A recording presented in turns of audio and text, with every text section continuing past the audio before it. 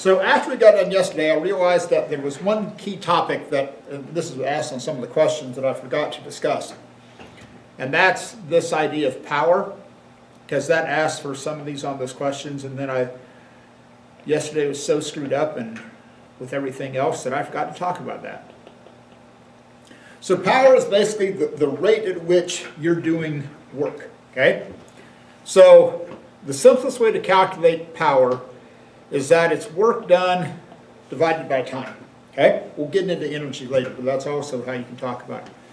So if you look on number 8, okay, so this is the question with the bucket and the crane. So number 8, here's the crane, right? Okay, and you're going to lift up this bucket. And cranes that just lift empty buckets don't sell very well. It's like, what does your crane do? It lifts an empty bucket. Cool. I'll pay $500,000 for that. I want to lift empty buckets. No, okay? It lifts things. So here's what you got to do. So you've got the bucket itself, all right? Plus you have to add in the weight of the dirt, okay? But you don't have the weight of the dirt directly. So, Riley's iPhone. Okay? So here's the drill. So you know the density is mass divided by volume. So we're going to use this a lot once we get into buoyancy. Okay? Mass divided by volume. So I've given you the density of the dirt and you know the volume of the dirt. So then you got to find the mass of the dirt. Well, that's just density times volume. So if you look at what happens, that density is in kilograms per cubic meter. You multiply that by cubic meters. The cubic meters cancel out. You get kilograms. Multiply that by G. There's the weight of your dirt. So if all goes well on number 8A, because if that's wrong, everything else is wrong. So on number 8A, you should have 1 and some change times 10 to the 5th. Okay? So that's what that answer to number 1 on 8A should be. 1 and some change times 10 to the 5th. So if you look at terms, then on B and C, you want to find the power. So power is work divided by time, which is joules divided by seconds, which is the same thing as watts, okay? Which is like an uppercase W. So you've probably, if you've ever looked at a light bulb, okay, that's probably where you've seen watts before. So, oh, it's a 100-watt bulb. Oh, it's a 120-watt bulb. So the higher that wattage is, the brighter that bulb is. So that's where that comes from. So a 100-watt bulb uses 100 joules per second. That's what that means. If it's a 120-watt bulb, it's 120 joules per second.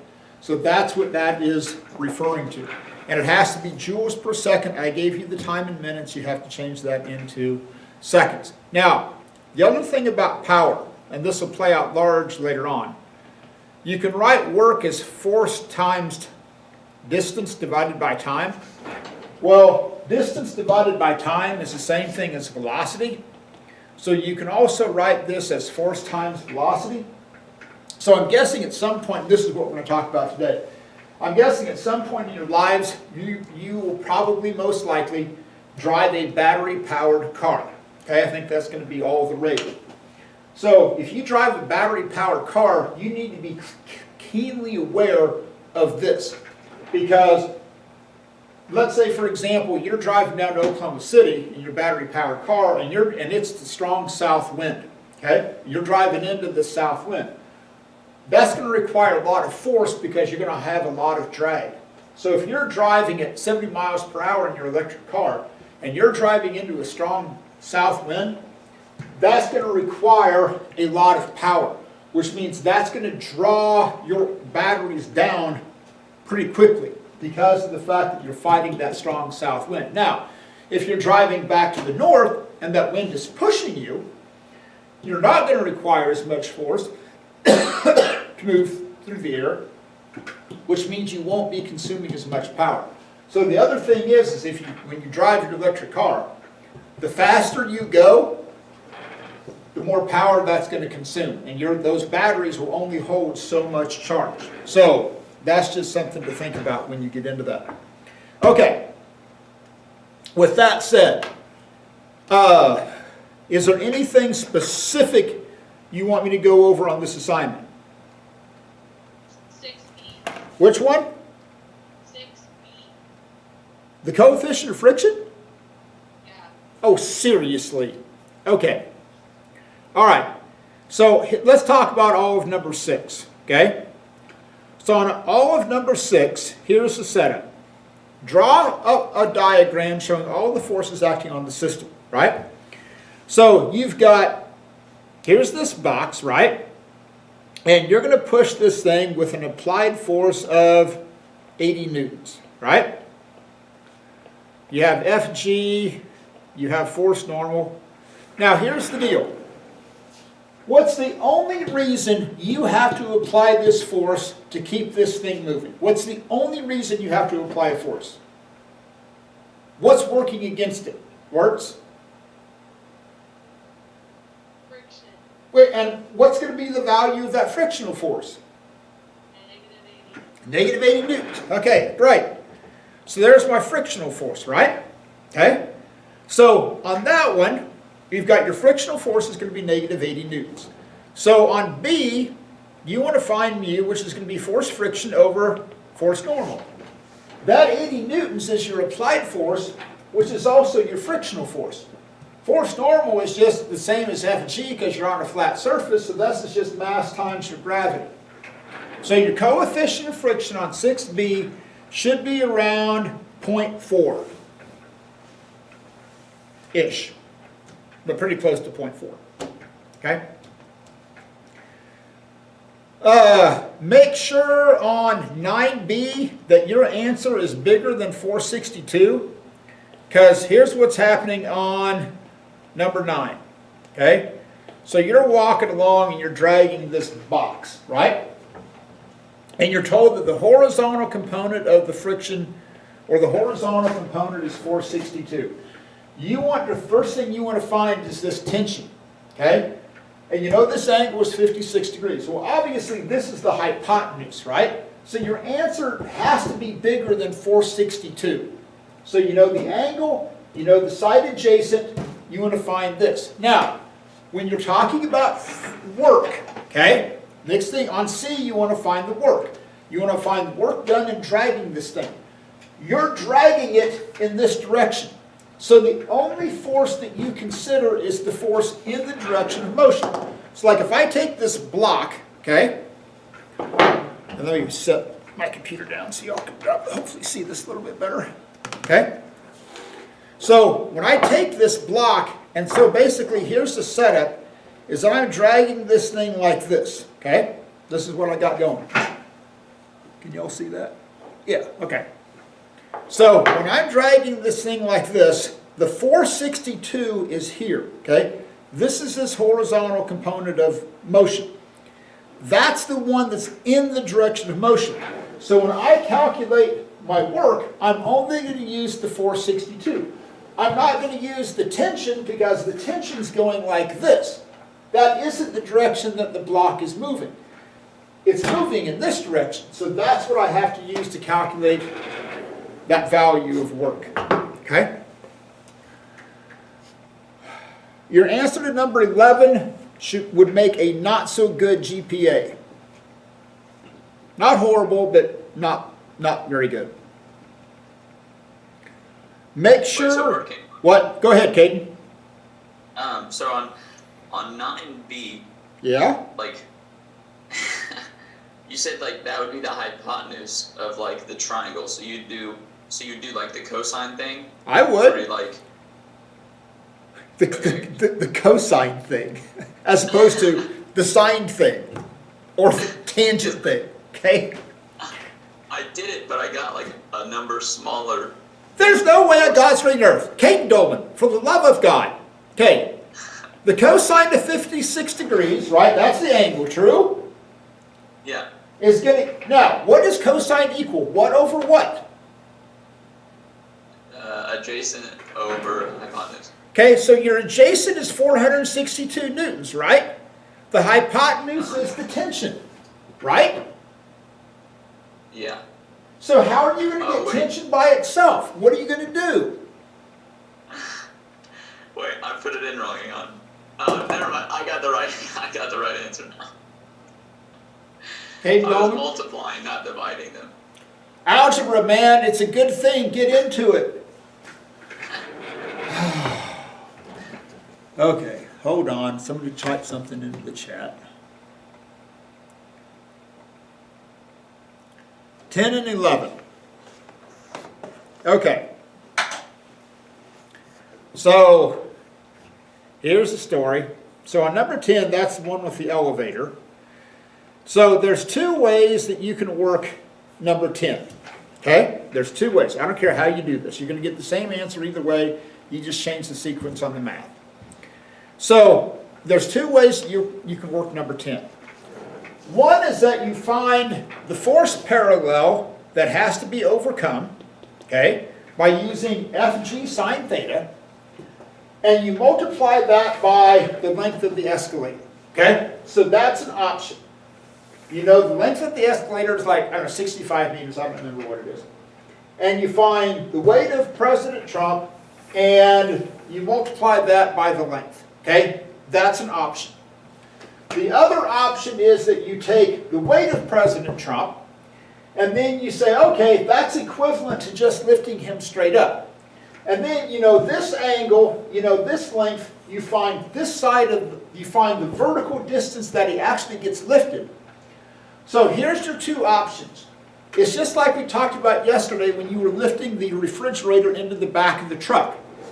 You either take the weight and multiply it by the height that you get lifted, or you take the force parallel and multiply it by that length. Okay, that's it. Now, 12 is a similar type, or 11 is a similar type thing. The two most important words on number 11 are constant velocity. So, it's like I've got this inclined plane, okay, and this thing is sliding down at a constant velocity, okay? Or sliding up, I don't remember which one is moving. I think it's sliding down. So here's the deal. So if it's going to move at a constant velocity, you have your force parallel going down, okay? Which means your frictional force has to balance that out, okay? To move at a constant velocity. That's the only way that it can happen. So again, you only focus on the forces in the direction of motion, and you multiply it by that length. Now, on these, remember, if the force is in the opposite direction of motion, that's defined as negative work, okay? Or if you're lowering something down, that's going to be negative work. If you lift it up, it's going to be positive work, and you'll see why that works in terms of energy today. Okay, Maddie, are we good on 10 and 11 then? Yes, thank you. Okay. Anything else? Going once? Going twice? Okay, sold. Now, not to put any pressure on you all, but in terms of donations for the solar fund, you guys are, your class is at $45, okay? Third block is at $240, and fourth block is at $245, okay? So you're like $200 behind the other classes. Not that there's any kind of pressure or anything, you know, let the world burn, that's okay. Live with your own conscience, that's all right. I'm just saying, okay? I'm just saying. All right, just thought I'd throw that out there. All right, so let's talk energy. So, energy is this weird thing because you all know what it is, okay? It defines politics, it defines you, it defines me, in the sense that I could walk in and you all could get a pretty good vibe on how much energy that I have, even through a Zoom meeting. It's like, ooh, what's Burkham's energy level today? Hey, it's a little bit hyper, must have had some really good coffee this morning, okay? Or Burkham's kind of chilled out, you know, maybe he's not feeling so well, doesn't have much energy. You all could walk in this room and I could get a pretty good idea of how much energy that you have. So, Riley Works, her energy level tends to fluctuate a little bit. Sometimes she's pretty laid back. Sometimes she's pretty, okay, a little bit off the charts, all right? Riley Archer, on the other hand, tends to be pretty stable, okay? You know, pretty in terms of that energy level, okay? Sproles, when he walks in the room, hey everybody, how we doing? Okay, so Sproles has this like super hyped up energy level. So you can sense what that energy is, but here's the problem, is if I said, don't do this by the way, but if I said everybody get on chat and write a definition of energy, okay, or an alien lands and says, wow, what are you guys talking about in terms of politics? You go, well, we're having this big debate about energy policy. And the alien says, well, what's energy and what are you debating about it? It'd be like, huh, how would you explain to an alien what energy is? So from a physics perspective, it's a simple definition, but it's a tremendous truth. So energy is the capacity to do work, okay? So if you have energy, you have the capacity to do work. So let me give you a classic example, okay? It's 7 o'clock on a Saturday morning, right? And Reha is snug in her bed, sound asleep at 7 o'clock on a Saturday morning.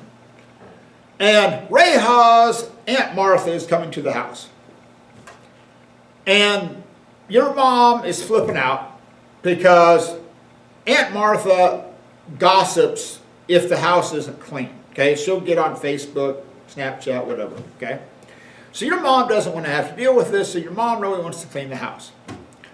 So she goes to Reha and says, hey, Reha, I need you to vacuum the living room, okay? And Reha says, Mom, I got no energy. So from a physics perspective, what Reha is saying to her mom is that you do not have the capacity to do work. You do not have the capacity to hold that vacuum cleaner, push it, exert a force through a distance, and do work. Okay? That's what you're saying. If you say, I have no energy, what you're saying from a physics perspective is that you are incapable of exerting a force through a distance. Now, if you follow that through to your phone battery, okay? Purpose of your phone battery is to store energy, okay? That's what it does. So basically what your battery does is your battery in your phone does work, okay? It forces electrons to form images and dial and send text messages and watch TikTok videos or Zoom, whatever, okay? So your battery is always doing work. So when your battery runs out, okay, when your battery runs out, that battery has lost the capacity to do work. It has lost the capacity to take electrons and push that through a distance, okay? It lacks the capacity to do work. So that's a broad idea of energy. So if you look at energy, there's two broad classifications of energy, okay? Potential and kinetic. Okay? So those are the two broad classifications that we're going to have for energy. So on the potential energy side, the two that we're going to deal with most are what we call UG. So any potential energy is shown by the letter U. Okay? So UG is gravitational potential energy.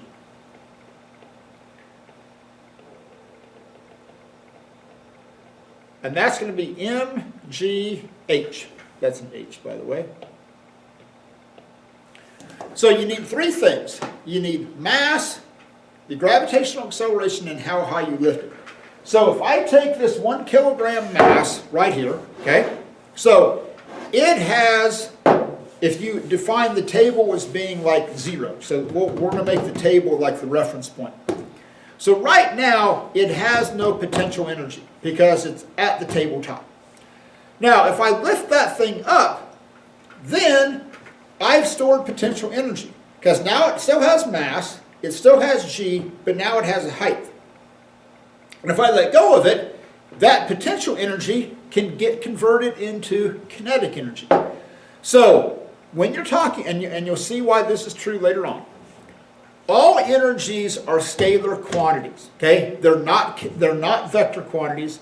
You will never have a negative potential energy or kinetic energy, okay? You won't. So when you're doing this calculation, MGH, don't make this negative 9.8 meters per second squared. Because energy doesn't have a direction, okay? Sproles walks in and he's going, hey, everybody, okay? He's got this aura of energy, but it isn't directed in a particular direction. Now, we can talk about Sproles walking in a particular direction. Oh, his velocity, that's a vector quantity. He has momentum in a particular direction. But this energy is just kind of this aura around it. Okay, so energy doesn't have a particular direction. Now, eventually, we're also going to deal with energy stored in a spring, which is going to be 1/2 kx squared. Do not worry about this for now. We're going to get into this later. Do not worry about it for now. Just accept it. K is what we call the spring constant. X is how far that you push this in. So here's a simple example. So don't ask me how I got this. I don't even know. Some kid brought it, thought I needed it. So it's a penguin that launches this little plastic thing, right? But it's a cool example. So here's the deal. So when I push this in like this, okay, I just did work. I exerted a force through a distance. And now, because this thing has a spring, and it has a certain spring constant, and again, it's just a number, you'll understand more about it later, but I pushed it a certain distance. So that means that I stored a certain amount of energy in that spring. Now, when I push the button, and you'll see also that Mother Nature hates potential energy. They got into some nasty spat on Twitter or TikTok, I don't know, maybe it was an inappropriate video, I don't have any idea. At some point, Mother Nature and potential energy do not like each other. Mother Nature much prefers kinetic energy. So if I push the little button, okay, and I release it, okay, it goes flying out. So what I did is I took the potential energy that I stored and I changed it into kinetic energy. Now, the third type of potential energy, and we will not do any calculations with this at all because we don't get into electricity. But the one that also defines your life, especially your generation, is electrical potential energy, what we call UI. So we have UG, which is gravitational. We have US, which is a spring. And these are the two that we're going to deal with. But your life is defined by UI, electrical potential energy. So imagine this. Let's say that we never developed batteries. Okay, so I want you to think through in terms of your life if we never developed batteries. So in other words, we have cell phones, but your cell phone would only work if it was plugged into the wall. If your cell phone had no capacity whatsoever to hold potential energy, your cell phone would only work if it was plugged into a wall. You'd be going, oh my God, no. Okay, you would have these big, massive, long extension cords like, oh God, okay? Like you couldn't walk, drive, you know, and talk outside the house unless you had this really, really long extension cord, right? Or think about the batteries in your car, okay? Batteries in your car store potential energy, electrical potential energy. So I don't know if you've ever seen the footage of the very first generations of cars, the old Model A's. We didn't have batteries at the time. So if you've ever seen how they used to start the old cars, there was a crank that they would put inside. So here's like the front of the car. They would have this crank that would go inside the front of the car, and then you would grab a hold of that crank and you would turn it over, and that would spin the engine, and that's how you would start your car. So imagine, if you will, oh, school is out. All right, hey, everybody go. So instead of like turning the ignition on your car, you're gonna take the potential energy stored in your body, and that's what's going to provide the energy to make your car start. It's like, wow, that would really suck, okay? But here's the deal. It takes X amount of energy to make that car start. Either that's going to come from the stored energy in that battery in that car, or it's going to come from the stored energy in your muscles and you're going to turn that crank, and that's what's going to make your car start. So this very much rules your life, okay? We won't talk about it, but this is the one that actually impacts you the most. Now, kinetic energy, kinetic comes from the Greek word kinesis, which means motion. So we're going to have two types of kinetic energy. One is translational, which is 1/2 mv squared, okay? So that's like if I take this 1 kilogram mass and I just throw it, okay? So the T stands for translational. Then you can have Kr, which is rotational kinetic energy. So like if I make this wheel, if I take this 1 kilogram mass, let's do this, it's easier to see. Let's say that I take yonder bicycle wheel and I make it spin. Now it has rotational kinetic energy because now it's in motion. So that rotational kinetic energy is 1/2 I omega squared. Now, here's the deal. If you look at this in terms of units, okay? So let's figure out what all of these have in terms of units. So we've got mgh, which is your UG, okay? We have the next one, which is energy in the spring, which is 1/2 kx squared. We can have translational, which is 1/2 mv squared, and we can have rotational, which is 1/2 I omega squared. Okay? So these are the three types of the four types of energy that we're going to deal with. Now, all I'm doing is showing you this. I'm not going to expect you to show me how all of these are related. You just need to see the big picture. Okay? So this is kilograms meters per second squared times meters. So this gives me kilograms meters squared over second squared. Okay? Now, Newton meters, which is joules, is kilograms meters per second squared times meters, which gets me that. So mgh, your gravitational potential energy, gets you kilograms meters squared per second squared, which is the same thing as Newton meters, which is the same thing as joules. Okay, so we got that. Now, we have the energy in the spring, 1/2 kx squared. Don't worry about K, we're going to deal with this later. But K has units of newtons per meter, not Newton meters, but newtons per meter. X is how far you stretch the spring, which is going to be meters squared. So then that's going to cancel that out. We get Newton meters, which is the same thing as joules. Okay, so far we're 2 for 2, right? Then we have translational kinetic energy, which is 1/2 mv squared. So that's kilograms times meters squared over second squared, because we're squaring the velocity. Okay, well, gee, that's the same thing as Newton meters. Okay, we're 3 for 3 at this point. Then we have 1/2 I omega squared. Well, I is your moment of inertia, and that's kilograms meters squared. And then we have butt squared, okay, which is your radians per second, right? Radians flip out because they're a dimensionless number. So that's radians per second squared. So that's kilograms meters squared over second squared, which is all the same thing, okay? So all of these forms of energy end up in joules, and it's all Newton meters. Now, if you look at Einstein's famous equation, E equals mc squared, okay? Or if you view it from a units perspective, look what happens. Look at mc squared, okay? That's mass. This is the speed of light, which is a velocity. So this is just mass times velocity squared. Oh, mass times velocity squared, that's the same thing as what's happening here with kinetic energy. It's mass times velocity squared. So from a units perspective, Einstein didn't have a choice. He had to multiply it by c squared. That's the only way he could get kilograms meters squared over second squared. He couldn't be cubed, it couldn't be to the fourth. It certainly couldn't be mc, because if he just took mass times the speed of light, that would just be momentum.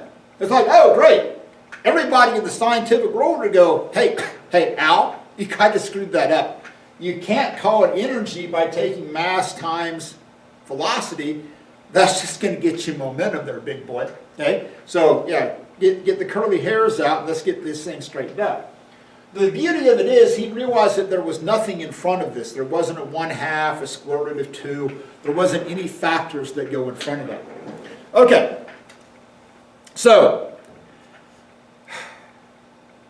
let's talk about energy, okay, in terms of a broader philosophical debate. So let me kind of give you some historical perspectives about changes that I have seen, and I'm kind of in the middle of these two great transformations, okay, and you'll see why I'll say that in just a second. So my dad was born in 1927 out by what is now Cheney Lake, okay, right on the west side of the lake. And when Dad would come into town as a child, 21st Street was literally a set of wagon ruts. Okay, that's all 21st Street was a set of wagon ruts. Because to get into town, they would hook up the horse to the wagon, and they'd come into town, shop whatever they needed, and then they'd go back. So that was a whole day-long affair. By the time you got up early, hooked up the horses, horse and wagon into town, did the shopping, and then you'd go back. That was an entire day just to do that. So that's how my father, in his generation, got into town. I was born in 1927.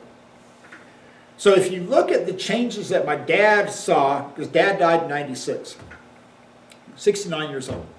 So Dad went from seeing horse-drawn carriages to get into Wichita, to the advent of the airplanes, to the invention of jets, to international travel, flying the oceans, to seeing a man land on the moon.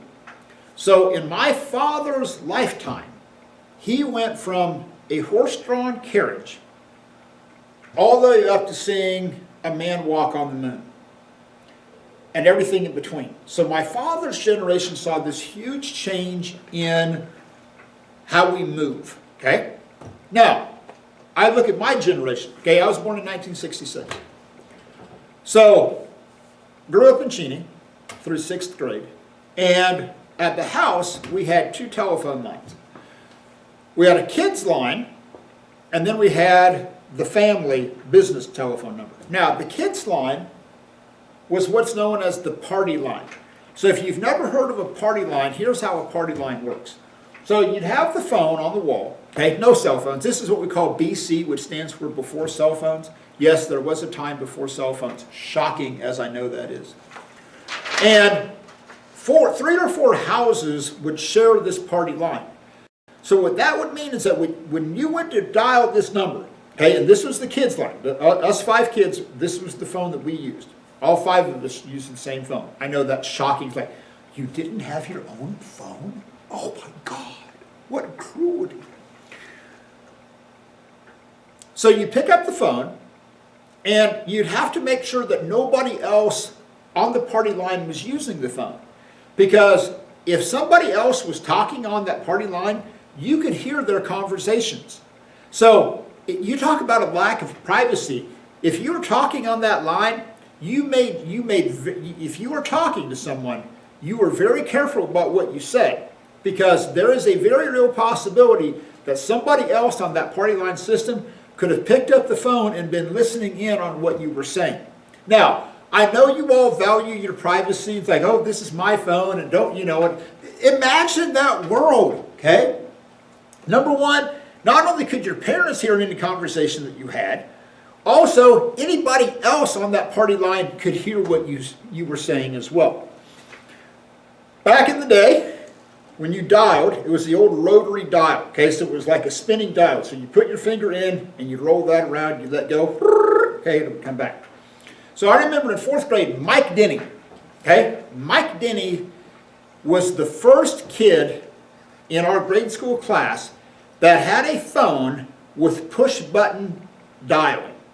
We literally ran to his house. I remember this distinctly. We ran to his house after school to see the phone with the push button dials, because that was the coolest thing in the world, because you didn't have to do the rotary dial. It's like, oh, this is so cool.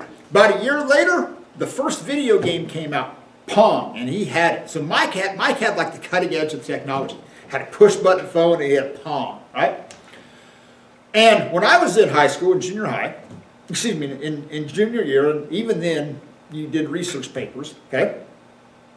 And when I did it, you would have to actually go to the library, and if you wanted to find, like I remember my research paper was on the space shuttle, okay? Like you would have to actually go get a book off the shelf. It was so cool. You had to get the book off the shelf, open it up, and actually write down notes, okay? You couldn't just highlight it and cut it, paste it into your document. If you wanted a magazine, you had to go physically get the magazine and open it up and look at it, okay?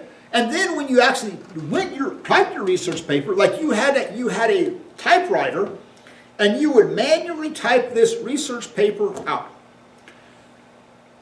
Cell phones, when they first came out, were like the big bag phones, okay? They were cool, but they were like the big, massive things. And now, I remember when Mays High School first got the internet. This is when the high school was over there at 45th and Mays Road. We had one computer. We had one computer that had the internet, and it was in the library. And it was like the coolest thing, because you could go in, it's like, oh, what can you find? We were looking at, radars and, weather and science reports and all of this.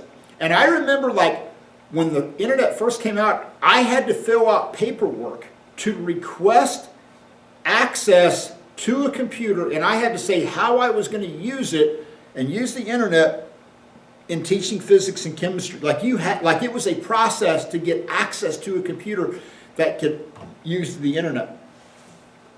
And now you look at your cell phones, okay?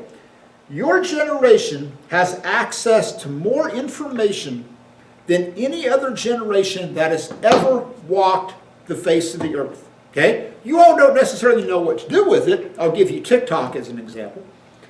But your generation, at its fingertips, has access to more information than any other generation in the entire earth. You have access to the Library of Congress, okay? Anything you can access. You don't even have to type it in. You just have to say, what's the capital of Alabama? Boom, there you go. So in my generation, I've seen a huge transformation in communication and accessing information. Here's what I hope defines your generation. I hope what defines your generation is energy. And you're going, what, Burkham, come on. Okay, here's the deal. Your generation, and I am too, is more dependent upon cheap energy than any other generation that has ever lived. You have to have it for your cars, for your cell phones, for your computers, for the internet, for banking, for communication, everything, okay, is all dependent upon energy, okay? Unfortunately, the traditional way of producing energy involves a large release of carbon dioxide. Because the traditional way is that you would burn coal, natural gas, whatever, and it would heat up water, and you would heat up water, and that would spin a turbine, and then the turbine would spin a generator, and the generator would make electricity, and you would ship that electricity a couple hundred miles, and then I can make toast, okay? And that's how we've always done it. That was how energy was always made. You had a central location where you would generate electricity, and that energy would get pushed out like a spider web, okay? And you had one place that generated electricity. But again, the problem with that is you're releasing a tremendous amount of carbon dioxide. So, what I hope you see in your lifetime is the advent of what happens like out here with the solar array, where it becomes viable. So instead of having one central location on a production of energy, you have a whole grid of interconnected ways to produce electricity.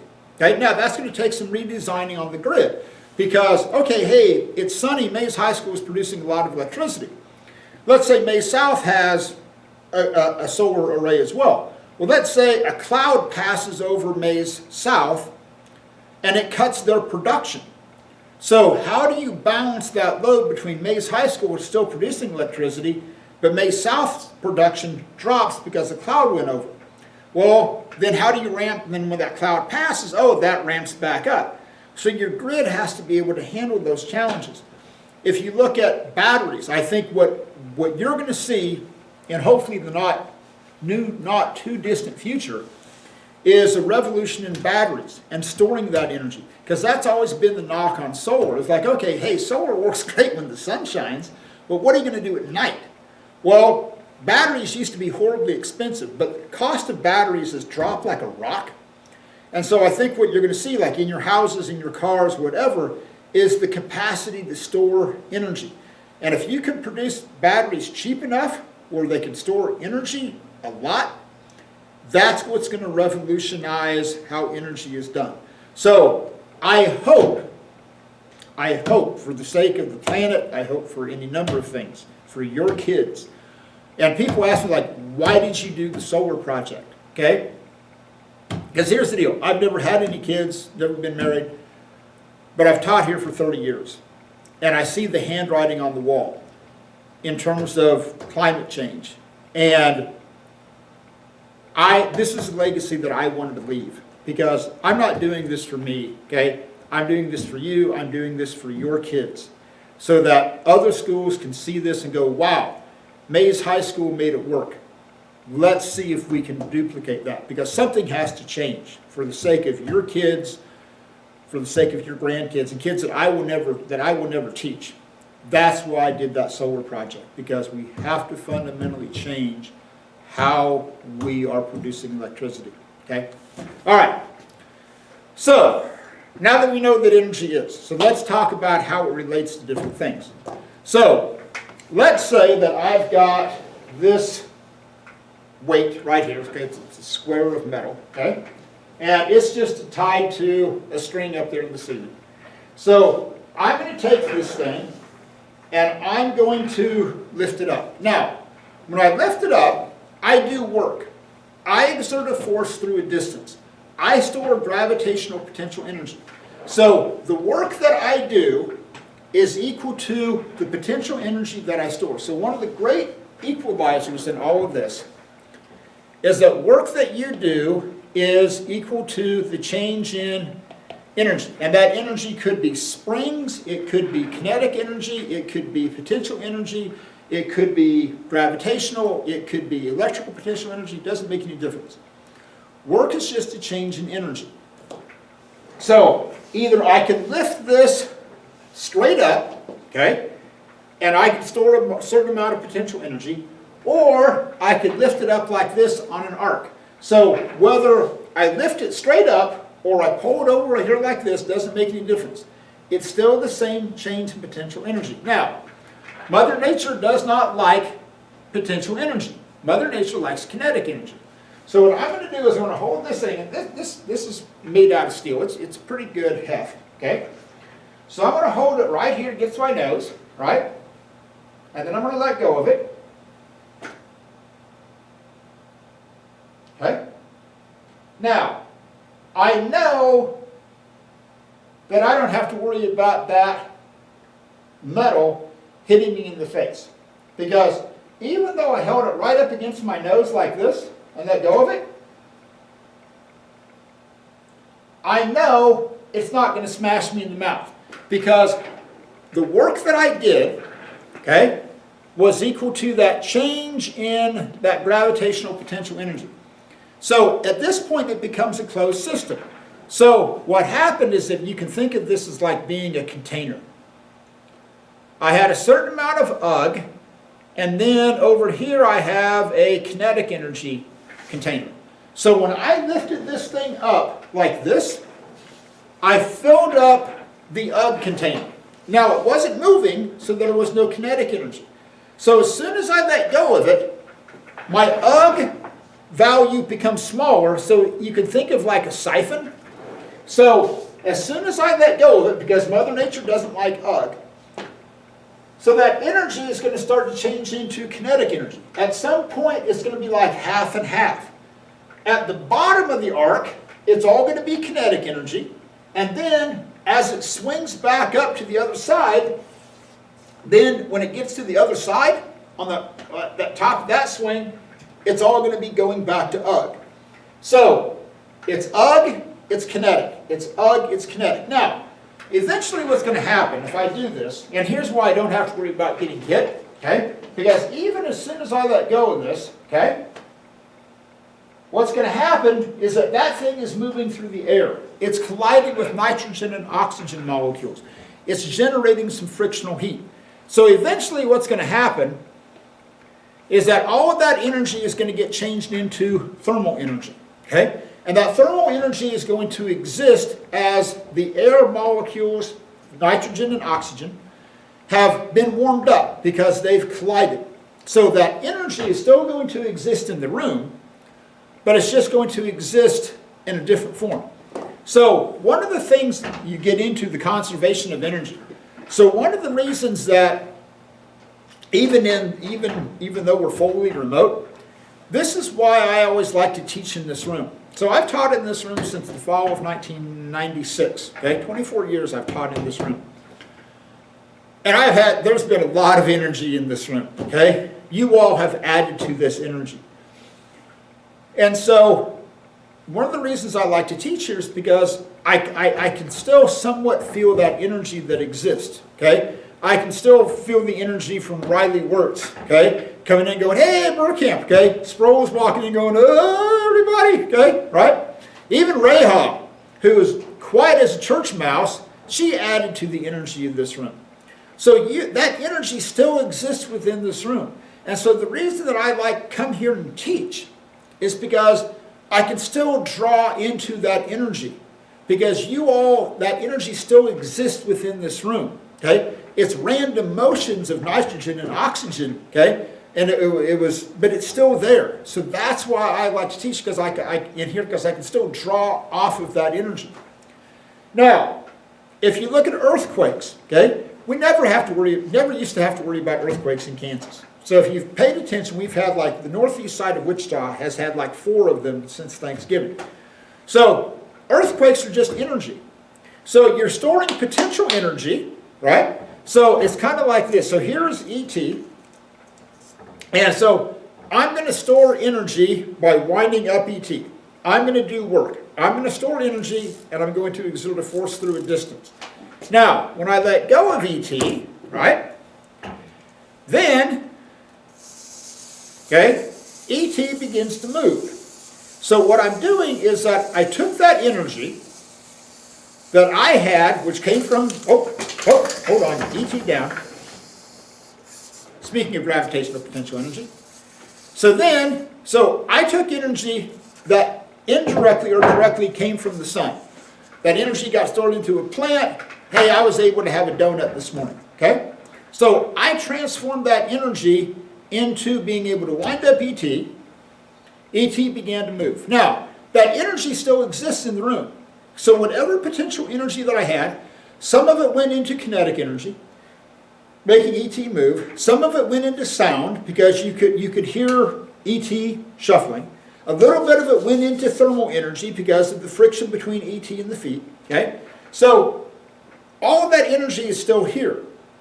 It's just changed forms. So here's the great equalizer when it comes to work. So work can equal a whole bunch of different things. It can equal force times distance, right? And that work can also equal change in, let's say, for example, kinetic energy. So imagine, if you will, I've got a ball of twine. And imagine that Sproles was sitting over here, and I say, hey, Sproles, throw me the ball of twine. So Sproles throws it to me, and I catch it. So when I catch it, I'm changing the kinetic energy of the ball. Now, if you look at kinetic energy is 1/2 mv squared. So the reason that kinetic energy and all types of energy are scalar quantities is because it can't be negative. Even if Sproles throws me the twine, with a negative velocity, that's still going to get squared, which makes it positive. The mass is always positive, and 1/2 is just 1/2. So I can never have negative kinetic energy. Now, if you're talking about momentum, I can have negative momentum, because momentum is just mass times velocity. Okay? So I can have negative momentum, but I can't have negative kinetic energy. So Sproles throws this to me. I exert a force through a distance. I change the kinetic energy of the ball of twine. So if you look at change in the kinetic energy, there's a whole bunch of different ways you can write that. You could write it as kinetic energy final minus kinetic energy initial. Okay, final minus initial, that's the simplest way. So in this situation, when I stop it, the final kinetic energy is 0. The initial kinetic energy is whatever Sproles gave it. So now here's what's important. I can have a negative change in kinetic energy, okay? But I cannot have negative kinetic energy in and of itself, okay? So you can also write this as 1/2 mv squared minus 1/2 mv naught squared, okay? So this is just the difference in kinetic energies. If you really wanted to get fancy, you could write that as 1/2, you could factor out the 1/2 and have v squared minus v naught squared. Okay? If you really wanted to get fancy, you can just factor that out. So, here's what you're going to see on some of your assignments, on some of your questions on your assignment. You're going to get the same answer again and again and again and again and again. Mainly because work and change in energy can occupy so many different forms. Okay?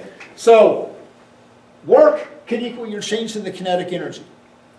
Then your change in the kinetic energy can equal K minus K naught. So if your initial kinetic energy is 0, then your change in the kinetic energy is going to be this number, which is going to be the same. So K is going to equal K naught, which is also going to equal the work, which is also going to equal force times distance. So in this unit, don't flip out if you get a whole bunch of things that are equal to each other, because there are so many things that can't equal each other.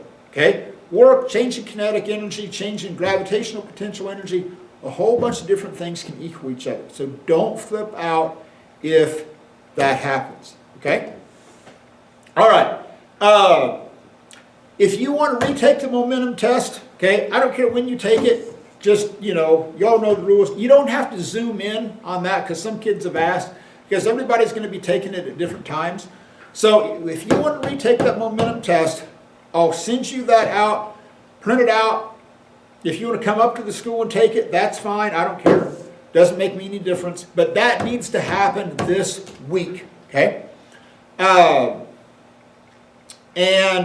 me see. If you have ordered t-shirts and you haven't got me that money, I need that money quickly, because that order should be done this week and I've got to pay the clothing company. So if you've ordered clothes and you haven't got me that money, find a way to get me that money. Either Venmo, a check to Mays High School, cash, drop it off, whatever, that needs to happen. Okay, so I'm done. So I've sent out the assignment. Let me point out one thing on that assignment. Hold on. Come on.